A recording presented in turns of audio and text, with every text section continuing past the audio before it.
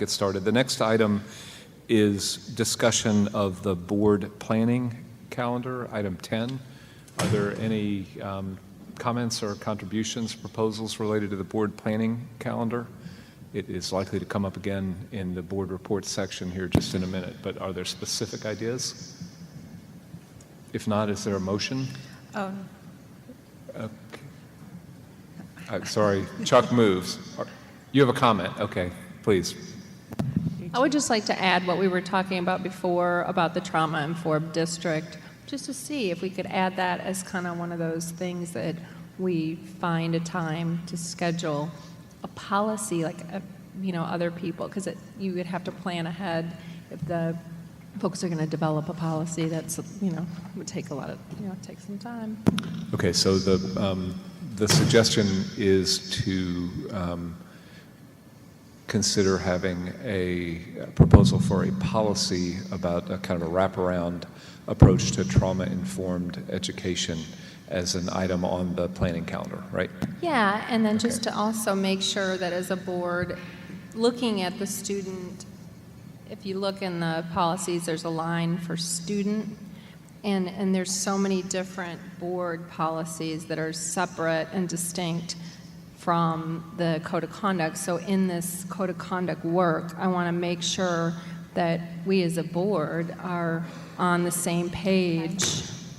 So that has to fit board revision of the student. It's under the category student. And they may be somewhere else too, but that's where I can find these 10 separate and distinct policies. Okay, Donna and Angie, you guys have that on the list of items to be considered. Okay, Lisa, I think you were next. Yeah, I think that's a great idea, Steph. Just, again, not necessarily a separate policy on trauma-informed, but that all of our policies are through a trauma-informed lens, as Dr. Barjone put it. So I do have two other requests. One is, and this is, I submitted in writing to Angie so she knows that it goes with the strategic plan and it's aligned with our goals. I wanted to request that we have a board discussion of the KDE Priority School District Review, particularly as it pertains to leadership and governance. It's a short section of the report, and that the assessment of the governance was so aligned with Dr. Alsbury's assessment of our board that I thought it would be a good idea if we could just discuss it briefly as a group sometime soon. And then the second one has to do with strategy 2.2.1, our ability to work as a board as a high-performing team. You know what? Scratch that one. It's already taken care of. The third one is related to 2.1.3, and I would love to have a report on PBIS, some of the data. Where is it implemented? Do we have some exemplar schools where it's working well? Would we see the same kind of data we saw from the trauma-informed approach, that when PBIS is working, we've got higher teacher retention, disciplinary referrals are down. So I would love, or if not, so I would just love to get that information. Okay, thank you, Lisa. Linda? Just one thing to add to what Stephanie was saying in terms of policies and thinking about policies. We've talked about reducing assessments, and would like for us to continue to try and think about how we can put that into a policy.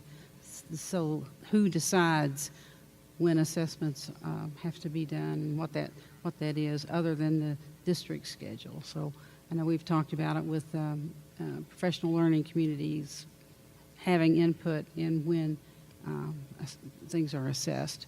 I know a lot of them are choosing not to do diagnostic tests. That's up to the principal. Some principals want it, some principals don't. But I think we need some kind of a statement about that as it relates to our strategic plan. So I apologize, I couldn't quite hear. Can you just maybe summarize what? I was just going along with what Stephanie said. We need policy discussion around the topic of assessments. We need to come up with something that puts us in alignment with our strategic plan about reducing assessments. Thank you. Anybody else? Is there a motion to accept the planning calendar? Chuck moves, Chris seconds, all in favor? Passes unanimously. Great. The next item is the board reports section. And the board has been, somebody told me that there was a school vacation along the way. I think the board kind of missed most of that. We've had a very busy last month since we were together. And I'd like to suggest that we divide our principal reporting into two topics. One of them is we had a 2-day off-site meeting of the board, principally with Dr. Thomas Alsbury, the consultant who we've been working with to help our own little PLC improve. And then the second is we have been off in different directions. 4 of us and the superintendent went to the NSBA, as Chris has mentioned, and 2 of us went to a deeper learning conference a couple weeks earlier. And so if I may, I'd like to give a summary of what I think are the takeaways from Alsbury. And then if there are pushback, questions, disagreements, we'll talk about that first. And then we'll go through, if we can just give quick, what did we really learn at our, at our different meetings. I think that would be helpful. And I'm going to push this a little bit away. I'm going to hope everybody out there can hear me, but I really want you guys up here to hear me because these are really board reports to the board. Dr. Alsbury, we've met with, everybody on the board now has met with him twice, once by Skype and once in person. This was a 2-day session with him, a pretty deep dive. And I would say the takeaways that really struck me, there were 3. The most important one is to focus, his advice was to focus the board's agenda and the way we spend our time on our strategic goals. And I think the points that Steph and Lisa and Linda that you all were just making about, calling for wrapping up a whole lot of disparate items related to behavior and conduct code and trauma-informed approaches into a way that we can really integrate them into our, our strategic dialogue, figure out how to get them onto the dashboard that Dr. Hargens mentioned earlier and monitor them. That's a perfect example of what Dr. Alsbury was talking about. And there are a couple of different ways I think that he recommended we go about them. One of them was to build this planning calendar into a longer term, next 12-month kind of a rolling document that takes the big chunks of the strategy and says when we will get to them. And some of those things we're already doing. I think we got, we heard a fair number of sort of attaboys. We've made some progress. We've got some things going, and I would call out the facilities planning work that's going on right now, where Dr. Razor and his team have given us this great book of inventory of all the properties that JCPS owns and their condition, and we've gone through that as preparation for something that is calendared for June, when we're really going to think about what kind of action might we take on facilities. So that's the kind of thing that we need to take to other pieces, discipline being a good example that we just talked about. In terms of who's got the ball on that, who's responsible, I think that lands with myself as chair and Diane as vice chair, and with the superintendent and Jonathan Lowe, so that we can put all this stuff in a format that we can come back to you guys to see. So that's the, kind of the long-term bit about getting the strategic agenda nailed down. In the nearer term, we talked about we can't just let everything go on an annual cycle. We need a dashboard, and we need regular and thoughtful, responsive reporting from the superintendent on stuff that's happening. So, for example, we had the staffing update. One of our most important goals is to get HR working better so that we can fill our slots, have our choice of teachers by hiring earlier, diversify our teacher corps and all that. That's an example of an interim report of the sort I think we're talking about. We've got an outstanding demand from board members and a lot of noise from the community about diagnostic testing. I mean, we've called for deeper learning, for focused on assessment. We didn't get what we wanted in Frankfurt, but there's good stuff going on at the federal and state level otherwise, and we need an interim update on what's happening with reduction of diagnostic testing and creating bandwidth in our teachers to get after stuff. So apologize for taking that much time, but in terms of the most important thing, getting our focus on where it should be, those are kind of the two streams. And the second one really rests with the superintendent to deliver the updates and spot them, but each of us to say what is on our mind, what are we hearing, so that we make sure we don't lose near-term strategy updates. Second big point was minimize distractions. That would be my summary, and Dr. Alsbury was very complimentary of the work that we've done around the way we're treating the consent agenda now, with people asking their questions earlier. I think having the board meetings on Tuesday may help a little bit with that, but we've really cut down the time and the number of items that we're doing there. Similarly with board requests, we now have a better, I think, procedure for people to get their requests in and get them sort of organized and out. The third piece of this minimized distraction really was the talk about how to use the time that we're in right now on board member reporting. And Dr. Alsbury was very strong to both the board members and the superintendent. Don't spend your time on recognizing what's happening in schools, what's happening, in bands or stuff that you visited. I mean, he really called for that work to go on intelligently at the beginning of the meeting through the communications work that the district does. But so he called out, focus the reporting on stuff that is directly related to the progress of students and the strategic work. With respect to the superintendent, you're focused on, sort of tightening your portion of the agenda and, using your voice to talk really about the strategic pieces.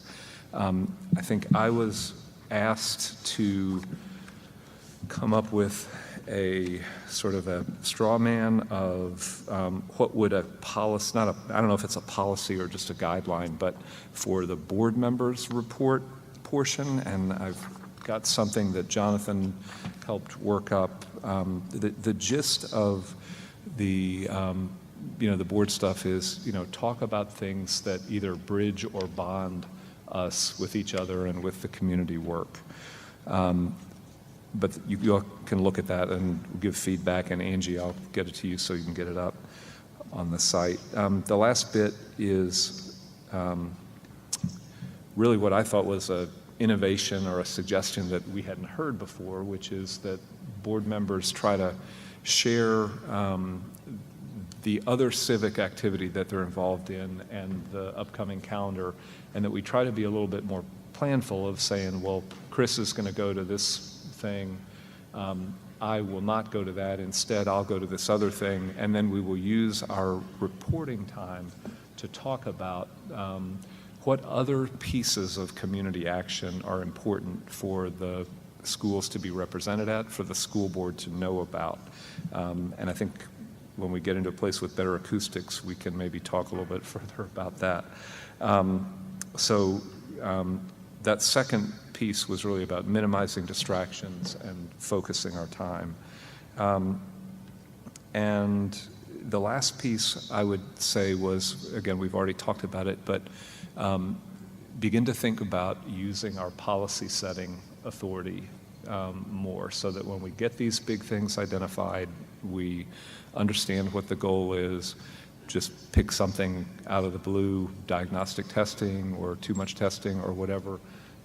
The state may have rules that are not perfect for us, but we do have the authority as a board to, call out, ways of praising and setting expectations for how our faculty, our teachers can focus on deeper learning maybe earlier before all the other things are lined out everywhere. That's just an example, but those are the three things that I took away in the way I would bucket them. We had really good discussions, I thought. I appreciated, everybody coming in. We did get a little bit of a break to build a bed. That was good, but otherwise, anything I missed or anybody want to talk about any of that more now?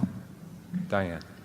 Under the activities that we normally report, we said that we would perhaps turn them over to one of our communications teams with the youth in the schools, or come up with something that may be posted on the website, because what I think people really want to hear is the appreciation and excitement that we get when we go out to the schools. So since we're not supposed to do that tonight, I'll just happen to mention that I saw The Lion King at Lincoln on Friday night, but I'm not really mentioning that. But No. I think people like to hear those kinds of things. But we said we would take it away from this meeting and put it on the web or something like that. That's right. I apologize for missing that. And I think, that's really important. All of us love to go into the schools. One of the high points of our work is when we get to be with students and teachers and see the actual work of the district. But the goal is to find a way to make that more interesting and more lively than it is when we report on it in the board meeting, using the website, using YouTube videos, or maybe using the communications classes in our schools to help us figure out how to do that. So we look forward to working with Allison Martin and others on that. Thank you for that. The one other thing that we did, and I'm just going to knock this out, we had a great session on the second day on the demographic trends and land use trends in Louisville. And that really sounds exciting at 9:45 at night, I know. But it was great. We had teams from the city, from the Metro Housing Coalition, people from U of L, from the Builders Association, I think from MSD and the water company, Metropolitan Housing Co. Yeah, I think I said that. But we had a variety of presentations, and the reason for all this is the facilities work that is underway is part of Vision 2020, but we've realized we need to begin taking a longer look at where and when we're going to build schools or renovate them, and understanding what's going on more broadly in the city's land use planning and demographic trends is a super important thing. So we're very grateful to the community partners who showed up and helped us build understanding in that. So I apologize for the long-windedness, but that was a good 2 days. Could I just add Lisa and then Chris. one thing to the Alsbury piece when he talked about policies, not only that we could be more robust in our policies, but that we follow that balanced governance model, and that the policies include a timeline for reporting and expected outcomes and so forth. So as we begin to review our policies, I don't know how others feel about it, but I thought that was a great suggestion.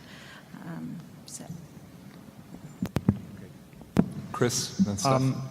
So there was two things about regarding Alsbury. One, and this is almost a request, so I apologize for making it now, but it didn't even occur to me until you mentioned timeline.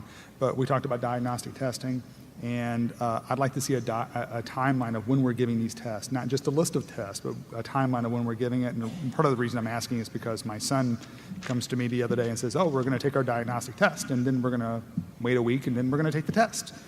And I was like, wow, that's not really a long enough time frame to find out how you're moving along with that. So that's something that I'd like to ask. I think there's a lot of good call-out things that the chairman talked about with the Alsbury session and our board work session during that a couple weeks back. I would argue, though, one issue about the board reports, like Vice Chair Porter had mentioned. I think the public wants to hear where we go, and it is a great thing. It is a great part of our job to be able to go in schools. I really don't think it takes up that much time, especially considering it's at the end of our agenda. We've already gone through the consent agenda. We've already gone through informational and action items. So it's at the very end. And it just, I think it's just to really quickly, we spend 30 seconds saying, hey, we did this, this, and this, then it's done. And I think people like to hear that. So that's just my viewpoint on that issue. Steph? I just wondered if we could discuss how, if we are going to have, Donna is going to have a separate section, are we going to try to modify our agenda to actually craft that section? Like Dr. Ellsbury said, where we would have, a strategic planning like line item on our agenda. So that, what do you think? Have a discussion on that? So you guys want to try to do that? Yeah, Ellsbury had a suggestion that we do have a strategic planning, call out the strategic plan as a separate agenda item. My sense of that and my sense of the discussion of it around the table was that it made more sense to infuse the strategic goals in the entirety of the agenda and to excise from the agenda everything that is not related to our strategic goals, so that it's not, okay, here's 3 goals and then we're going to just spend the rest of our time talking about non-strategic stuff. It's that the only thing we're going to really focus on, other than regulatory requirements or exigencies that we just have to deal with, would be would be strategic. That's the way I think thought so. about it. And so instead of having informationals, maybe it's not called an informational, it's just a strategic planning, because that's what it should be. Whatever's informational should be strategic, part of the strategic plan. And then I would like also, because our strategic plan is not divorced from our policies. So if we are reviewing a strategy, we're reviewing today, we were reviewing you had it, you isolated it, and then there are policies that, because we can do it organically, we can review our policies organically, meaning when we're on the point, we can pull up all the policies that go with it. We are provided those policies, and we can look at them and see if we agree that any of them, has our strategy changed for deeper learning?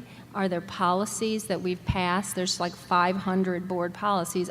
I'm hopeful that like you said, our policy documents are not just, sitting in a binder, but that can drive our district for the next 20 years. And so it's exciting. I'm a big nerd about it, but this is the exciting thing that the board does, is develop policies that live and breathe and change the world. We can change the world through our policies. And so I think with deeper learning, we just need to make sure in our agenda, when we talk about that, we bring up all these policies that might touch on it and try to see what we can do to change our policies so that we affect behavior. Anybody else?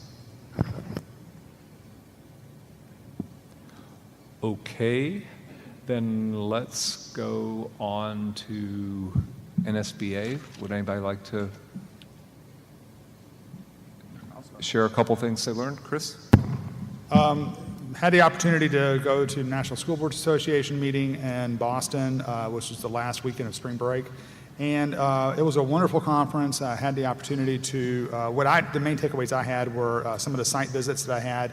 I had the ability or opportunity to tour Cambridge School District, to which the very interesting point was made that for Cambridge School Board members, their emails are 15 pages long because their constituents like to tell them exactly how much of an expert they are, and they are. So, Don't you get 15-page emails? Not all the time, sometimes. But it was that they were expressing that particular challenge. But we got to tour a brand new school there. It was a K through 8 school. It was very eco-friendly, technology focused. It had solar panels, geothermal heating, a wide variety of things, of technologies that were important about it. And it was a really neat school, and a lot of cool things were going on there. And I'll talk to our operations folks about that in more detail a little bit later. So that was a really neat thing to be able to see. I also toured one of their high school, actually the high school in Cambridge, and I got to see some of their technology or their programs, one of which was having students clone genes in their health lab, which they also collaborated with an outside partner to have a community lab. So that community lab was not just for Cambridge, but for the entire surrounding area, for school districts to bring their students in and have science and run science experiments in this lab that this company had provided. Another takeaway I had was when we had to, as I mentioned earlier, had the opportunity to visit Tech Boston Academy. I've already talked about that, but it really was a really great experience to be able to see that school, and especially because it mirrored a lot of the schools that are within our district. Outside of that, last weekend I had the opportunity to serve on the Kentucky School Boards Association with the Board of Directors, and they're working on their strategic plan, so I was able to kind of bring a Jefferson County's viewpoint into that discussion. But that's it for me. Thank you. Who's next? Diane? I'd like to talk about the NSBA when we were in Boston, and there were 3 different sessions that I wanted to give a quick summary of. The first session had to do, it was called a master class, and it was the 3 R's of classroom management: relationships, responsibility, and respect. It says, education which transforms our world starts with building school communities which transform our students. The unique approach to classroom management seen through the eyes of both the teacher and the student. Particularly like this session because the teacher was there and the student was there, and that's the case of a student who at age 4 was put out of child care, daycare, and the many bad situations that he had had along his educational career until he got the right teacher that understood what his learning needs were. So it was it was a very good presentation. The second one I would like to report on, the focus area, had to do with the school board and superintendent partnerships, and it was improving advanced placement scores for all students. The presenters were from Prince William County. They have an enrollment of 83,000 students, and Prince William County has been recognized by the College Board as a regional and state model for increasing underrepresented groups in advanced placement. And in their presentation, they said that the board should identify this as a priority goal in the strategic plan. The board agreed to pay for students to take the PSAT to help identify a larger pool of students. Collaboration between the school board and the superintendent is very important in promoting student achievement in advanced placement. Parents and communities should be on board also. And they said in their case that sometimes it could take as much as 10 years to change scores district-wide. And I think too often we talk about things happening overnight, and we have to realistically understand that things can take time. I would hope that that would not be 10 years for Jefferson County Public Schools. If that's their story, that's fine. I would like for our years to be less than that, but just wanted to report that.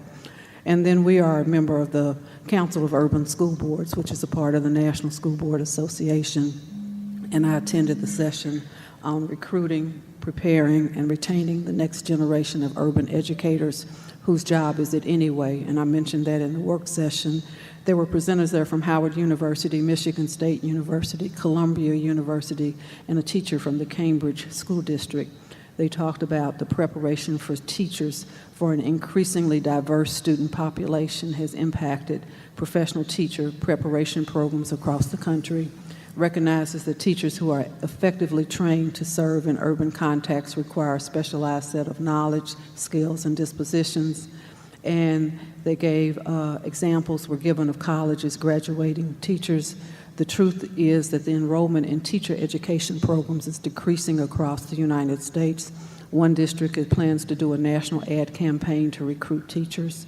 Wanted to quickly say congratulations to the Owensboro Public Schools who received the 28th Annual Kennedy Center and National School Board Award while we were in Boston, and that included a $10,000 check. And quickly mention our general speakers were Dan Rather, Robin Roberts, and Tony Wagner. And 2 points from Robin Robbins. She said, never lose sight of the big picture. and everyone has something to give. That concludes my report. Thank you. Dr. Hargens, you want to report on anything? During the superintendent's report, I reported on, we visited, did a lot of sessions that talked about how do you deploy the strategic plan. So those three key things, develop a dashboard, develop initiatives with specific plans, and then cross-functional monitoring are the three takeaways. Okay, thank you. Chuck? Well, I attended NSBA, and at the risk of repeating some of the things that I already said before, I will just add to this and say that not only were some of the sessions that I went to very informative, and I've gotten a written report I'll submit and will be online later, but some of the informal discussions I had, and to know that other districts across the country are dealing with some of the similar challenges of poverty, ESL students, financial stewardship, gender issues, parent engagement strategies, and some of the informal discussions I had were with Portland, Oregon, Toronto, British Columbia, Charleston, South Carolina, Anne Arundel, Maryland, and Bucks County, Pennsylvania. Okay, thank you. I'll just say a couple things about my experience in Boston. The great opportunity of NSBA for me is to work with boards and superintendents of other big districts, our size or approximately, and the similarity in the challenges is quite striking. I'm going to leave it to Lisa or Steph to talk about deeper learning. I went to a number of panels on that, and the takeaway is we do not have to reinvent the wheel. Others are already doing great work that we can learn from. Dr. Hargens has already mentioned some of the stuff we did together on monitoring and figuring out how to execute on strategy. The one thing nobody has yet mentioned, I went to a couple sessions on being on a board that works in public as we do in the era of social media and digital media, and I'd say all the boards of cities of any scale are struggling in different ways with the immediacy, with the frequent error, with the difficulty of identifying who is a reporter and who is a community person, and with the potential for issues to sort of flame and go viral and then disappear so quickly. But the only real guidance anybody had was you need to have great communications team. Glare at Allison Martin. Where is she? There she is. Hi. So, you're really dependent on your communications team to keep up, and also the coherence of the board and the ability to work together is really important. So that's it. Like Chuck, I also wrote up my remarks, and I'll pass them out for your bedtime reading pleasure, and they're also going to be posted online. So that is it. And now, Steph or Lisa, would you like to talk about the Deeper Learning Conference? David, just one real quick correction. Sorry. We are in the education business, and after I said it, I realized my geography was wrong. I had said Toronto, British Columbia. Toronto, Ontario is the group that I talked to. Oh my gosh, I know. So get that right on the record. So please. We all were just about to jump out of our chairs. Steph said I should go first, so I'll start.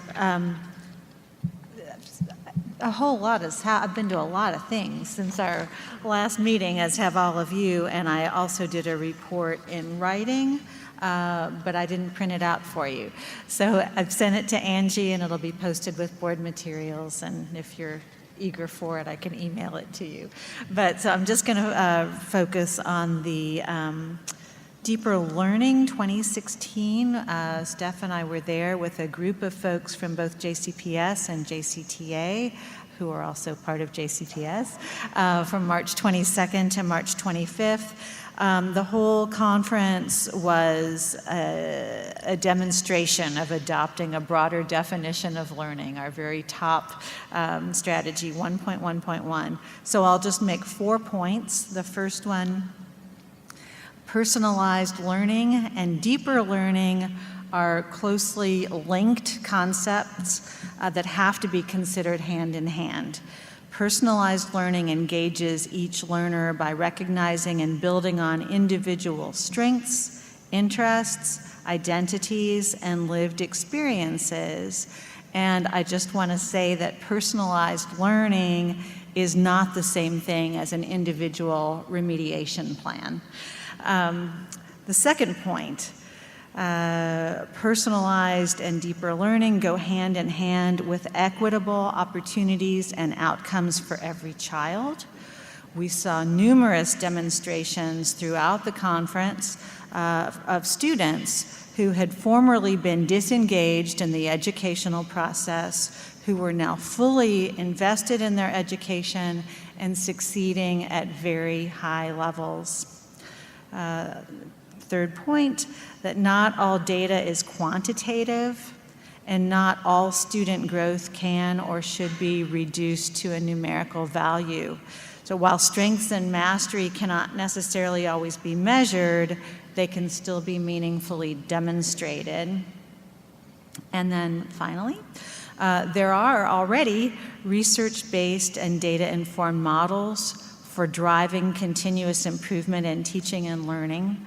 One example, this was our deeper dive day where we spent 6 hours just really plunging into a topic, and at the end of the day there was we got to demonstrate what we had learned through our own, displaying our own project. So this was the improvement science model of the Carnegie Foundation for the Advancement of Teaching is one such model. And again, we don't need to reinvent the wheel. There are resources already out there. Steph?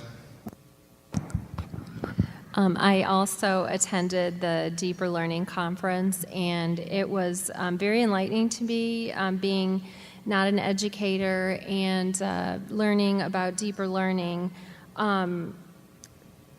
Really, Lisa did summarize it very well. I attended the same seminar, I would call it, on using the scientific method, and that was really good. But the one I attended the day before was by a really a thought leader, Ken Kays, and he had, developed through, I think it's called Ed Leader. It was 21st century something.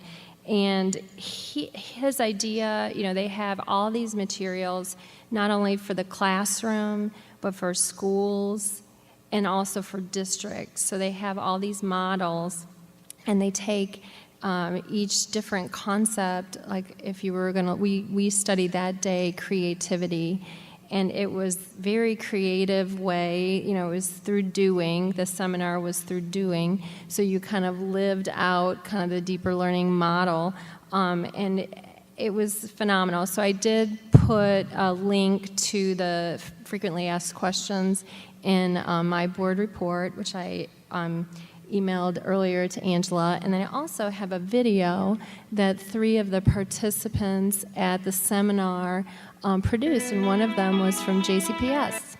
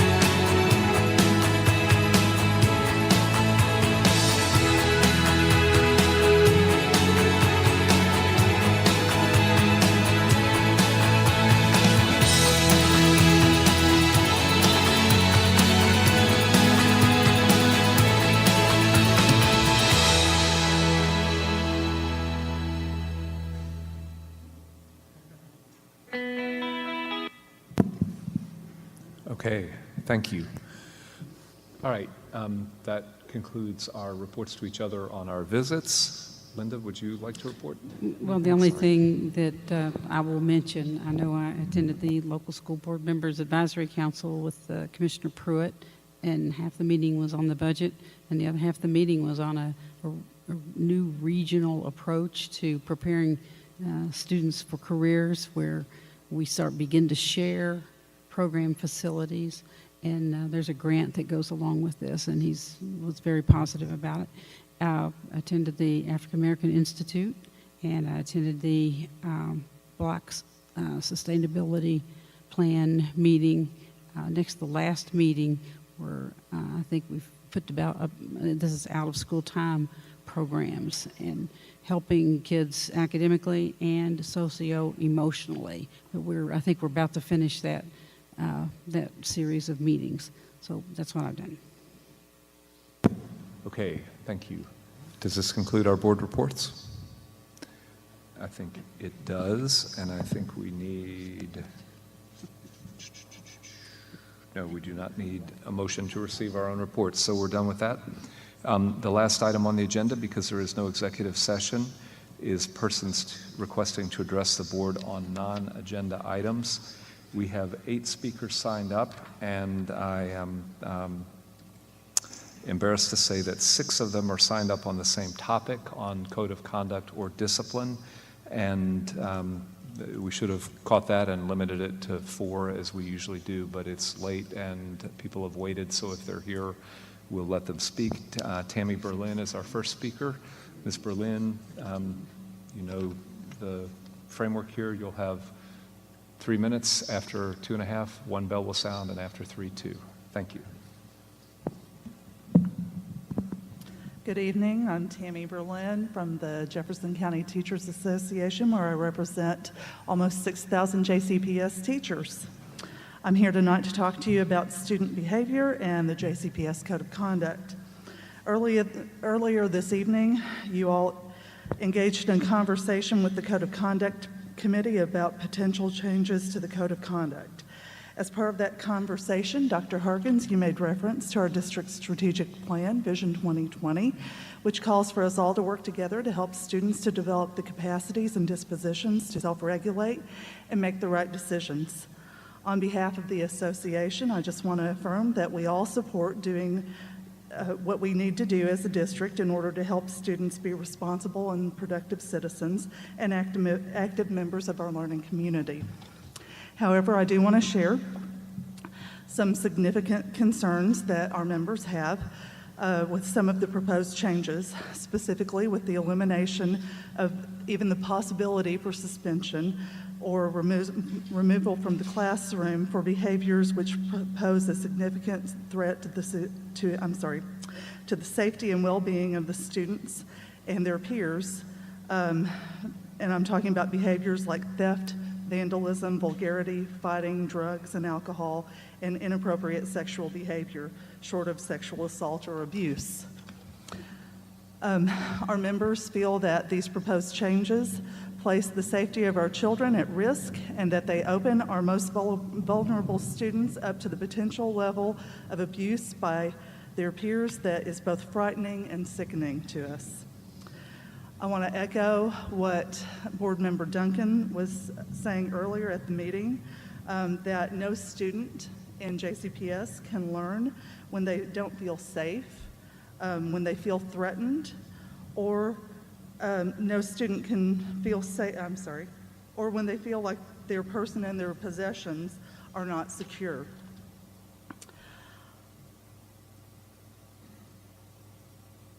I just want to, and I'll be brief, I'll keep my remarks brief. I just want to urge you all to please consider student safety of all students in the classroom as you move forward with adopting the discipline policy. Thank you. Thank you, Ms. Berlin. The next speaker, also on this topic, is Evelyn Clark. Evelyn Clark. Yeah, and if I could ask all the speakers, just lean into the mic pretty closely. The acoustics up here are really difficult. Thank you. Thank you. Ms. Clark, 3 minutes, 1 bell after 2.5. My name is Evelyn Clark, and my great-grandson attends a JCPS middle school. He is an 8th grader, a 4.0 honor student, and already accepted in a high school of his choice based on his academics. My concerns are the administration of suspensions without due process. His bus driver accused him of throwing a pencil, in which he denied, but received a 3-day suspension. He even asked that she review the tape, which of recording on the bus, which she informed him the next day that it wasn't him, but she did not rescind the suspension, nor did his teacher intervene. This caused him to miss 3 days of school since he lives over 20 miles away, and public transportation would have been difficult, if not impossible, to get to school.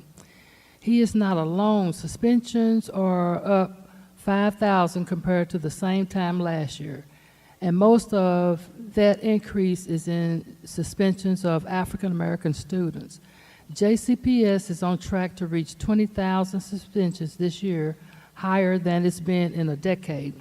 83% of the referrals are for minor behaviors. The children of people here tonight have been suspended for things like cutting line, being late to class, breaking up a fight, or having a squirt gun. So we need to ask, is suspending a student for minor behaviors such as these mentioned, especially in elementary school, helping them take ownership for their behavior? Is it making them feel like they belong in their school? Do they feel like they are being treated fairly? Is it helping them academically, or is it just making them more isolated, increasing the chances that they will be suspended again? We want our children to be intelligent and great thinkers, but those around them must help and not hinder in this process of education. Thank you. Thank you, Ms. Clark. Our next speaker on this topic is the Reverend Cavry Edwards. Reverend Edwards, I hope I pronounced your first name correctly. What is it? Kari. Oh, I can't read. Kari. Thank you. Welsh. Kari. It's No, Welsh, I yeah. saw a V. All right, you have 3 minutes, one bell after 2.5. Thank you for being with us. Hi, guys. Thank you for tonight, and I see all the yawns. My name is Kari Edwards, and I'm the lead pastor of 4th Avenue United Methodist Church. But more importantly than that, I'm dad. I'm dad to a beautiful 3-year-old little boy. And 2 years ago, I was appointed to a United Methodist Church here in Old Louisville. And as my family was getting ready to move from Texas to Louisville, I was contacted by one of the members of my congregation. This member happens to be a retired junior high principal from JCPS, and she said, Kari, I'm going to warn you. If you are still here when your son reaches school at JCPS, he's going to have one strike against him automatically because he is a black male. And that was scary, coming from Texas, who has a phenomenal school system, to Kentucky, who from the get-go I was told my son is going to have a strike against him just because he's black. And so it struck me as odd. And then after moving to Louisville, I shrugged it off and said, well, let's see. And then just recently, the Courier came out with some of the statistics about the suspensions. And let's be honest, guys, the statistics show that black students are being suspended at a higher rate than white students. And so I'm here for my son. I'm here not just for my son, but for all of the students who are coming into the education system here. And I know you're here to make a difference. And so my request to you is to stand up and to make restorative justice happen, to truly make legislation live and breathe and make a difference for the world. And I know you are doing some good work. You've been doing some research behind it, and I applaud you for that. But I really encourage you to take that next step. And don't just take the next step by saying, we're going to handle it on our own. But my encouragement to you, because I know you want the best for our students. I know you love our children. And so my encouragement to you is to hire the professionals. Shell out the extra money. Because you know this, you don't hire just a person off the streets to come and do your wiring and electricity work, but you do that. You hire a professional. You hire someone that is certified and has stood the test of time and has a good recommendation. And so I encourage you to do that. But honestly, guys, thank you for your work, and know that we will support you 100% as you move forward on restorative practices. Thank you. Thank you, Reverend Edwards. The next speaker is Jonathan Berkeley. Jonathan Berkeley. Mr. Berkeley, you also have 3 minutes, one bell after 2.5. Thank you for being with us. My name is Jonathan Berkeley. I attend Centennial Operative Baptist Church. I've had 2 grandsons to go through JCPS schools. Both of them were suspended. The oldest one was suspended for fighting. The youngest one was suspended for watching a fight and refusing to leave. He also was charged with menacing, which the charge later was dismissed. He did go on to finish high school and graduate, and now he's in college. And by the way, he did make the dean's list this year. My oldest grandson is still trying to get his GED. We're proud of how far JCPS has come on restorative practice, but good training needs to be backed up with good policy. That's why we're here tonight to support the revision of the Code of Conduct, which we will increase suspensions. Each member of the board has received an executive summary detailing our concerns with the process. Let me outline them now. First, the committee membership did not include enough teachers, community leaders, or any serious engagement with data or best practice. Committee members were never told how much training or in order to JCPS teachers and staff would be given in order to give information to the drastic increase of suspensions this year. The process was guided by brainstorming, not the best practice, and ignored 80% of the document. Secondly, the revised code will increase suspensions. Those suspensions have been removed from the category of all behavior under those categories are either rare in elementary schools committing forgery. Can be coded under the category of deliberate disruption, Though deliberate disruption was discussed for no less than 8 hours, it's still the broadest subject and for the first time, and veiled reasons suspended a child for 6 to 10 days, even in elementary school. This is contrary to all best practice and all common sense. Remove the category.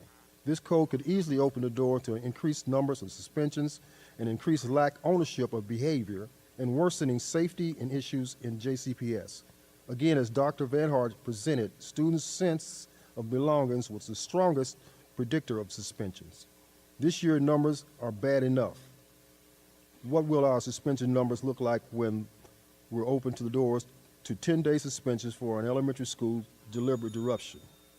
What will our schools look like when more students miss the days of first class and feel more isolated from community?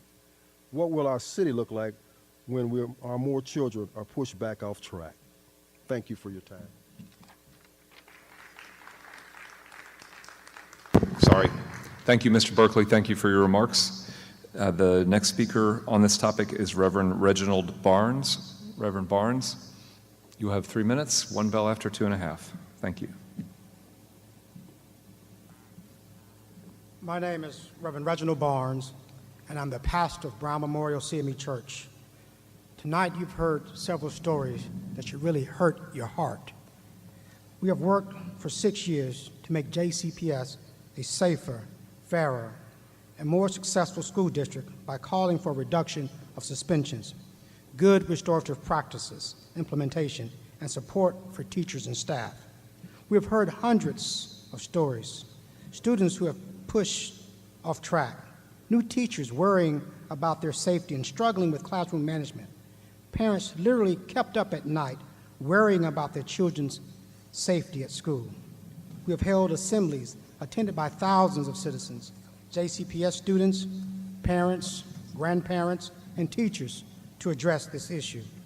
As Dr. Hargens knows, we have met with JCPS administration and boards dozens of times. We have attended dozens of school board meetings. We have attended every code of conduct revision session in the past 2 revision processes. This winter alone, you have heard from 15 citizens asking you to support real RP, not PR, and ensure real safety and support for our children and their teachers. So tonight, we ask 2 things. First, send the code of conduct back. Make sure it reflects best practices, and more specifically, remove the category of deliberate disruption because it leads to racial bias.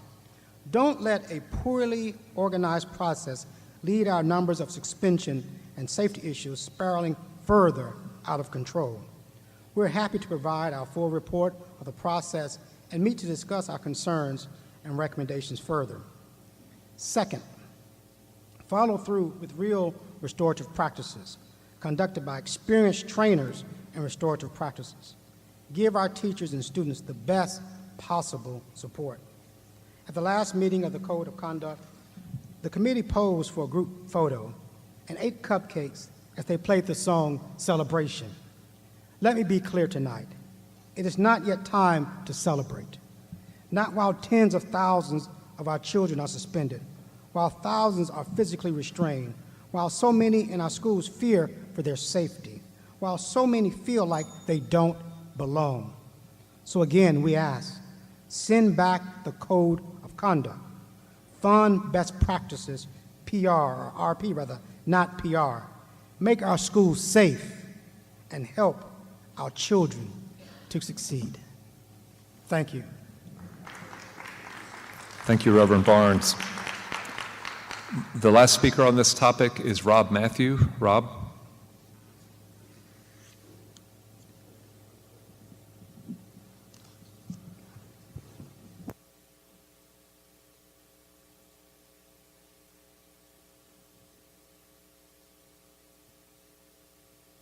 Rob, you've been here before. 3 minutes, 1 bell after 2.5. Thank you. I used all my time walking up here, so. Sorry, you got to speak right on the mic. We can't hear you. My daughter is in her last year of middle school right now in the Gifted and Talented program. She can't wait to go into high school, and if you ask her why, she'll tell you because she wants to be around students who want to be there and who want to work. Her least favorite classes now are ones where there are kids who misbehave or take away instructional time with misbehaving. While I know my daughter's distractions are relatively minor, her comments were in my mind as I've been following changes to the discipline code within JCBS. The bulk of the information and focus of the discipline code has been on finding ways of equitably addressing discipline while trying to keep the student within a learning environment. These goals are noble and understandable. It certainly is much better to try and intervene at an early age and get a child on the right path than simply kick them to the curb. But what I don't see within the discussion is concern about how the way in which you discipline a student for misbehavior impacts the students and teachers who are in the classrooms with those children. In the past year, we've seen multiple stories and videos of kids pushing each other around, shoving them down bleachers, getting into fights, intimidating and harassing teachers and other students verbally, physically, and sexually. My own daughter has witnessed 2 instances in which teachers were injured trying to break up fights. As parents, we hear stories of kids removed from the classroom only to be returned to offend again. If you're a student trying to learn and follow the proper path, or a teacher trying to help your students learn right from wrong, what message is sent to you when you see multiple offenders allowed to stay in the classroom or shuffle from school to school until they either age out or commit a violent crime, sometimes against faculty or students? If my daughter has difficulty learning and focusing in an environment with relatively minor discipline issues, what is it like for a child who is trying to learn in an environment of continual interruptions and repeated instances of violent behavior without serious repercussions for the offender? Again, I understand completely what JCBS is trying to accomplish with a revised discipline code, but it is not clear to any of us who send our children to school each day how you can make a weaker discipline code work when clearly the one we have is failing the kids who are trying to learn and the teachers who teach them. For months, parents and community members have been asking for a comprehensive plan on discipline, one that provides appropriate training and resources to help our teachers and staff deal with these issues in a way that helps kids get onto the right path. Without that plan, without better guidance, I feel that these guidelines only serve to feed the perception and potentially the reality that many JCPS schools provide an environment that is unsafe and not conducive to learning for the students they serve. Thank you. Thank you. Okay, that concludes the speakers on the Code of Conduct and Discipline Policy topic. The next speaker is Philip Setters. Philip Setters.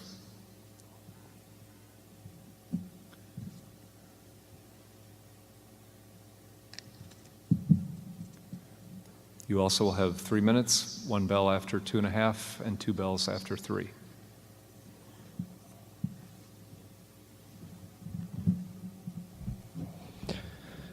My name is Philip Setters, and I am a dismayed parent. My greatest frustration with this school district is the lack of integrity I have encountered, coupled by what I observe to be a propensity for retaliation. The cynicism of every potential whistleblower silenced by a fear of retaliation is justified by the way I have been treated. Integrity inherently demands an adherence to the rules, and it actively seeks truth.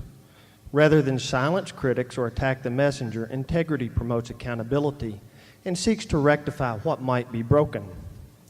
Too many of the problems in the school district boil down to a disheartening failure to adequately promote integrity and substantive accountability. While I am not questioning your individual integrity, as a board, I have to question what is being tolerated on your behalf or under your authority. The Attorney General has issued 2 decisions in my favor, noting a number of failures to comply with the law. Sadly, while there was more than one attempt to use the Open Records Act to frustrate my access to open records, there were multiple repeated failures to comply with the requirements of those same laws, and my rights were violated. That was a failure of integrity. According to your policy, all policies of the board are binding on employees of the district, schools, students, and on the board itself. You have another policy that states you have a responsibility to ensure that the schools are administered in accordance with the Kentucky Revised Statutes and the policies of the board as permitted by law. And your own code of ethics requires you to obey and uphold all laws, rules, regulations, and court orders of the Commonwealth of Kentucky and of the United States. That means all of them. You don't get to ignore the ones that are inconvenient. There are too many instances where this is not happening, where you are failing to ensure that the superintendent is complying with her legal obligation to see that the laws relating to the schools, the bylaws, rules, and regulations of the Kentucky Board of Education and the regulations of the District Board of Education are carried into effect. So going forward, I am asking you to proactively hold the district leadership to a higher level of integrity and accountability. Because if you don't set the example that the rules matter, how do you expect any of the people you lead, administrators, staff, teachers, and students, to care about following them? Thank you. Thank you, Mr. Setters. The last speaker is Gay Adelman. Gay Adelman on high-stakes testing.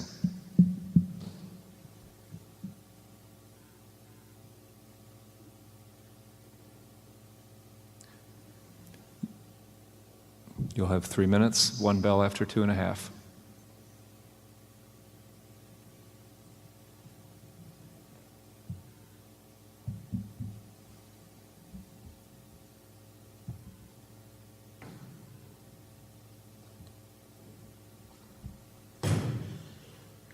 Dear JCPS, my shirt says, "We love our teachers. Our school's the best.